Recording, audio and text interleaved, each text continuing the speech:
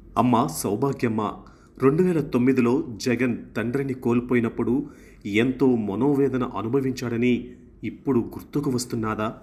2010లో కాంగ్రెస్ ప్రభుత్వం జగన్ను చిన్నచూపు చూచినప్పుడు జగన్కు అండగా నిలిచి పెద్ద దిక్కుగా ఉండవలసిన మీరు అందరూ కలిసి ఒంటరి వాణిగా చేసి మీ స్వార్థం మీరు చూసుకున్నప్పుడు జగన్ మనోవేదన గుర్తుకు రాలేదా? 2011లో నీ భర్తను నీవు నీ కుమార్తె అల్లుడు విజయమ్మపై పోటీ చేయించినప్పుడు వాళ్ళ మనోవేదన ఎలా ఉంచినదో మీకు తెలియదా?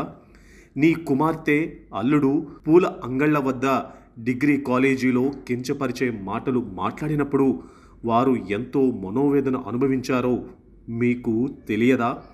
వివేకానంద రెడ్డి గారు జగన్ను సీఎంగా చూడాలని కోరుకున్న మాట ఎంతో వాస్తవం. అలాగే మార్చి 2019 14వ తేదీ రాత్రి కూడా అవినాష్ను ఎంపీగా గెలిపించమని ప్రచారం చేసిన మాట కూడా వాస్తవం. ఈ విషయం స్వయంగా మీ కూతురు సునీతనే మీ దయగా వెల్లడించింది.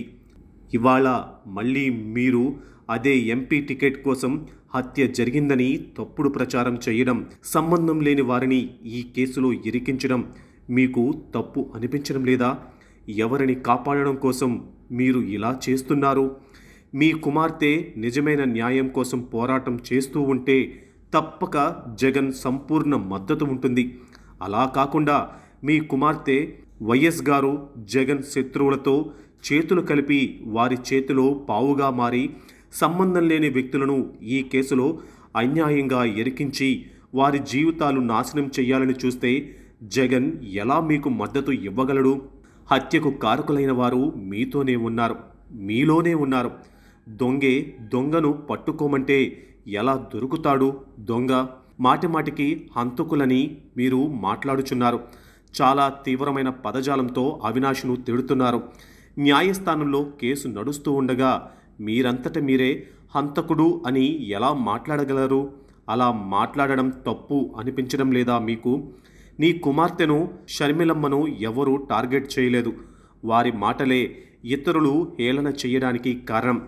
ఇప్పటికైనా వైఎస్ గారు జగన్ శత్రువుల చేతిలో పావుగా ఉండకుండా వారి కుట్రలు కుతంత్రాల నుంచి బయటకు వచ్చి చేసిన తప్పు తెలుసుకుని నిజమైన న్యాయ పోరాటం చెయ్యండి.